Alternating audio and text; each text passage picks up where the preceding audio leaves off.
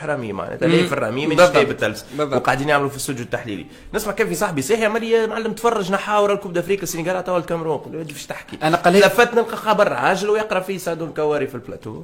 مروك مش كاميرون مروك يعني شنو يعملوا هذوما فاش يعملوا حاجه نقرا فيه وما استغربتش خاطر نعرف ما استغربتش ولا ما انا بالعكس معناتها انا نفس الحكايه فما شكون وراني تصوير عرفت تصورك اللي كتبوا عليهم خبر عاجل قلت له تيلي اعطيني السورس اعطيني السورس هذيك خبر عاجل كما برشا عبيد في بالهم قلت له توحد مخك معناتها باش تنحي تيتر من ايكيب وتعطيه ليكيب خاصه انه صارت قبل مثلا فينال شامبيونز ليغ تاع الوداد والترجي وانه الوداد مشيت حتى للتاس وما صارتش الحكايه كيف هذه معناتها اليوم بالضبط. انا مش كان انت يا حمزه معناتها انا توكا كي ريت الخبر بالعكس ما استغربت من الاول الخبر خاطر باش ياخذوه بسرعه لكن هم ميم كي ياخذوه وتشوف شكون ياخذه اللي هو الاتحاد الافريقي لكره القدم ما استغربش خاطر احنا تابعين الاتحاد يضحك ومهزله معناتها الاتحاد الافريقي لكره القدم مش اول مره في اول موضوع ما نعرفش اللي بازيو القرار نتاعهم بازيو على اساس انه المنتخب سميه ربي المغرب السنغالي منسحب غادر ارضيه الميدان هو القانون يقول مغادره ارضيه الميدان لكن فما تعرف حمزه في التيرانيش الفصل 85 لا ما يقولش مغادرة أرضية الميدان ينسحب يقول ينسحب فما تيرم انسحاب انه يخرج من التيران وما معنى انسحاب لهنا صحيح مش معنى انسحاب شكون يقدر انه المنتخب هذاك انسحب ولا والفريق هذاك انسحب ولا ثم زوز سورتو سور تيران وانت تعرف الاشياء الانترناسيونال عندك بالضبط. الحكم عندما يزفر نهايه المباراه بالضبط ودي اوبليغاتوارمون الحكم لازم يزفر رقم واحد فوالا ثاني واحد هو مراقب المقابله بالضبط. مش مراقب هو المنسق العام نتاع المقابله اللي يعلن انه تم اعلان الانسحاب وتم معناتها الاقرار بالانسحاب نتاع الفريق. دونك انا فما زوز روايات خلينا نعطيهم بسرعه رحومه. فما روايه تقول انه الحكم زفر كوتسي في الفينال واحنا ما فقناش بيه في الفينال وبعد كلموه من فوق قالوا له ترجع تكمل مش ما تخصش يعني جه قرار من فوق قالوا له ترجع تكمل. فما شكون يقولوا المغاربه سورتو بازين على فكره انه الحكم زفر راه زفر ترواسي فلي وظهر لي في التقارير فما شكون في التقارير حط انه الحكم راه زفر نهايه المباراه ويمكن هذه النقطه يجب نكون نستندوا عليها الجماعه. لا مش لوجيك في حاله انه يعاود يرجع كي تعاود ترجع مهزله ديجا عاود ترجع ورطت الناس اللي قالوا لك ارجع كمل الماتش صحيح. دونك اذا انت خذيت قرار نتاع سي السنغال دخلت الفيستير نزفر لها فان ماتش سي فان ماتش شد صحيح في الفان ماتش اما انك زفرت فان ماتش وترجع سابقه تاريخيه عمرها ما صارت وما تجمش اليوم حتى محكمه في العالم تعطي تيتر نحيل السنغال تعطي المغرب قال شنو خاطر هو زفر كوتسي في الفينال دخل الفيستير زفر كوتسي في الفينال دخل الفيستير ما عادش يرجع داكوردو.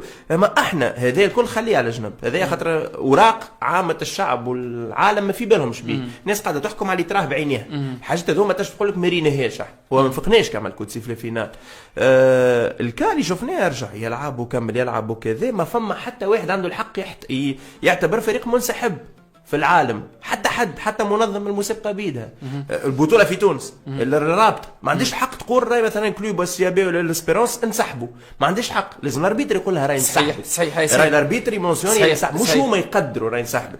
دونك لهنا فما 3 بوان بسرعه باللي رحومه مش نحبوا نقولوا فما الماده 82 اللي هما صفوها تعداو 83 صفوها ما حسبوهاش خدموا على 82 في لائحه الاتحاد الافريقي تنص على اعتبار الفريق منسحب اذا غادر الملعب دون تحديد مهله اذا خرج من الملعب من غير مهله مش حاط الارتيكل مهله يقول لك الفات خرج من الملعب منسحب فما خاطر فما شكون يحكي على 10 مينوت فما شكون يحكي على في الماده 83 الارتيكل 83 جوست بعده احلام فما 82 يقول لك فريق منسحب دون ما يخرج من غير وقت من غير مهله 83 اللي جوست بعده قدش يقول على انه اذا استمر الانسحاب لاكثر من 15 دقيقه يعد الفريق مهزوم. لهنا فما تضارب بين زوز ارتيكلات في نفس القانون اللي قاعدين نسيروا به احنا في المسابقات فما تضارب خاصة انه اللعبة وقفت في دقيقة 135 وقت اللي المدرب السنغال عطاهم الاوردر باش يخرجوا دقيقة 135 ثانية داكوردو رجعوا للتيران واستأنف اللعب بعد 13 دقيقة 45 ثانية ما فماش ما سكرش ال 15 دقيقة واضح. دونك لهنا الارتيكل يتيح كومبليتمون بالطبيعة فما تضارب احلام لهنا باش نمشي يعني. اذا كان مشيت في 82 المغرب تشد في 82 السنغال تقول لك عندك 83 هاني قعدت 13 دقيقه انا مازلت في القانون باش تعتبر انا مهزوم.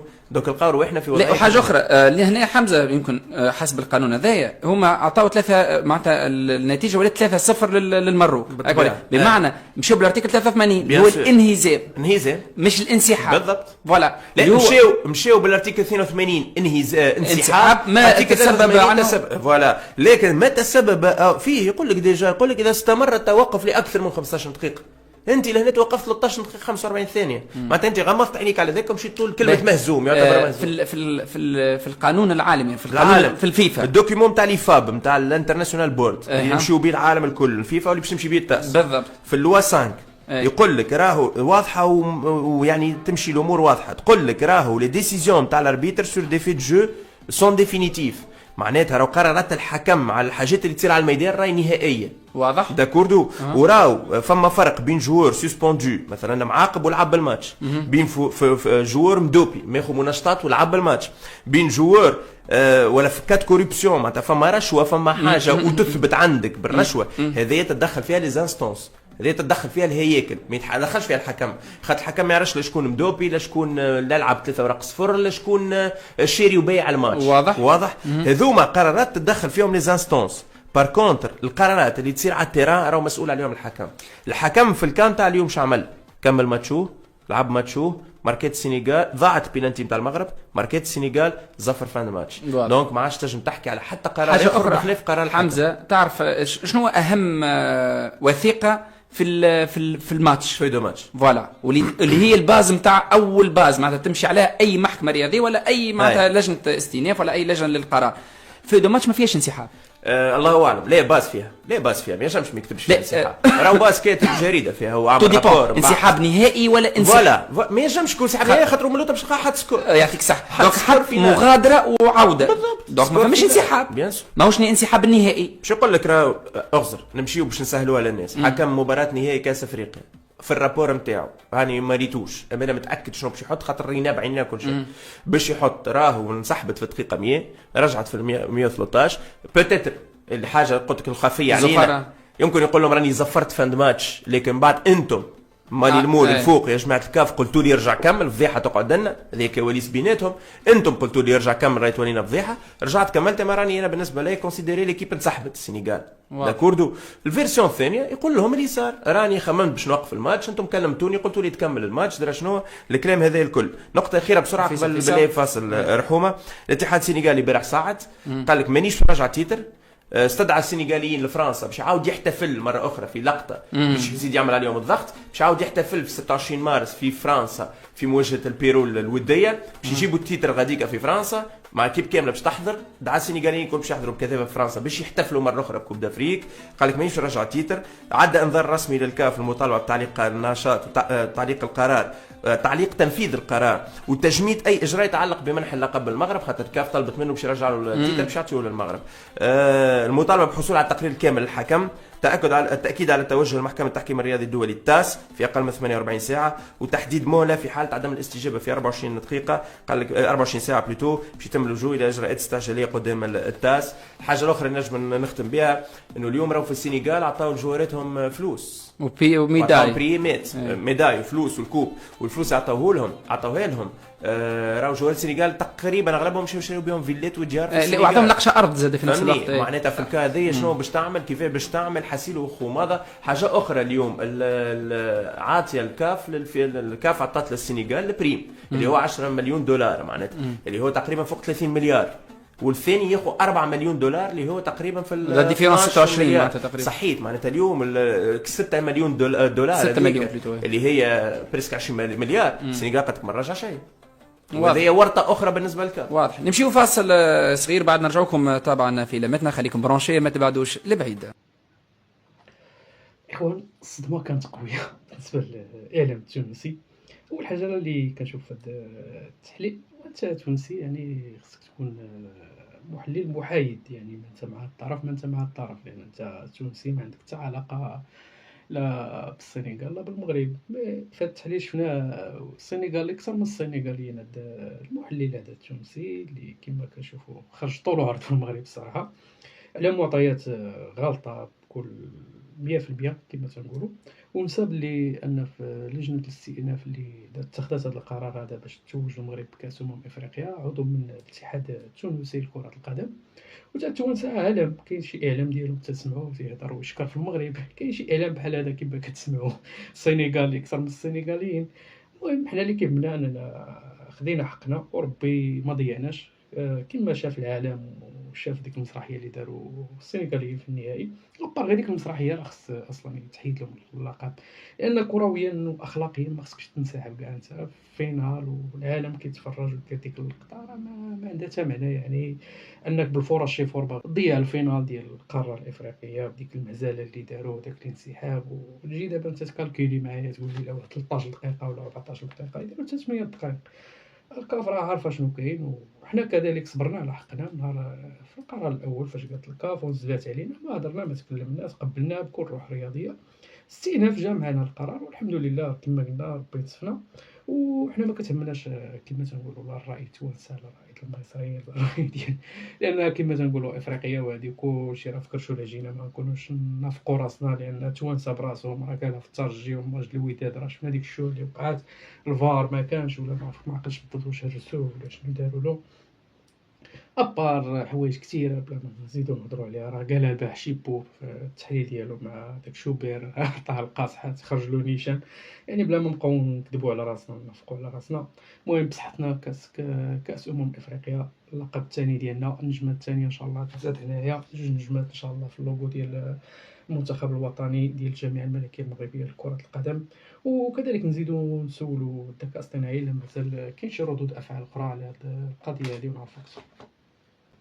السلام عليكم، بخير؟ وعليكم السلام، الحمد لله. كي داير انت؟ كل شي مزيان؟ اول حاجه بغيت نعرف الا عندك شي معلومات على شكون اللي كانوا الاعضاء ديال لجنه الاستئناف اللي اتخذت القرار ديال البارح كما شفنا تتويج المغرب بكاس افريقيا بعد السحب ديالو من المنتخب السنغالي.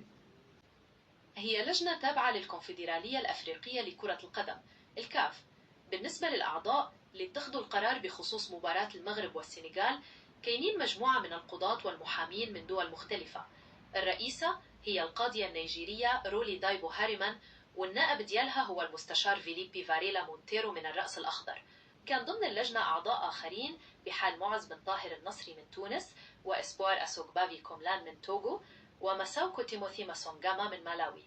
واش كتحتاج معلومات على كل واحد فيهم ولا تفاصيل أكثر على القرار نفسه؟ بغيت نعرف في نظرك انت واش القرار صحيح بالنسبه للكاف ولا قرار غير منطقي؟ جهة لجنة الاستثناء طبقت القانون بناء على اعتبار انسحاب لاعبي السنغال من الملعب احتجاجا على ضربة الجزاء. ومن جهة أخرى السنغاليين كيشوفوا القرار ظالم وغادي يمشوا لمحكمة التحكيم الرياضي. كل واحد منين كيشوف الأمور؟ واش انت مع الرأي اللي كيقول إنه القانون فوق الجميع ولا مع اللي كيشوف روح العدالة الرياضية؟ وكذلك بغيت نسولك واش عندك شي تصريحات من الناخب الوطني وليد الركراكي بعد اعلان هذا الخبر هذا؟ وليد الركراكي كان صرح بعد المباراة مباشرة باللي تصرف منتخب السنغال كان مؤسف وما كيشرفش الكرة الأفريقية، من يطلب المدرب من اللاعبين يغادروا الملعب. ولكن من بعد القرار الجديد تاع الكاف مازال ما تذكرتش تصريحات رسمية جديدة ديالو، خاصة باللي هو غادر تدريب المنتخب قبل هذا القرار. واش متابع الأخبار على عودته لقيادة المنتخب؟ اخيرا بغيناك تقدمي شي تحيه للجمهور ديالنا اللي كيتبعنا في القناه في اليوتيوب وكيساندنا. تحية كبيرة ومخلصة للمتابعين الأوفياء على قناة يوتيوب. دعمكم المستمر هو اللي كيخلي القناة تستمر وتتطور. شكرا على اهتمامكم وتفاعلكم.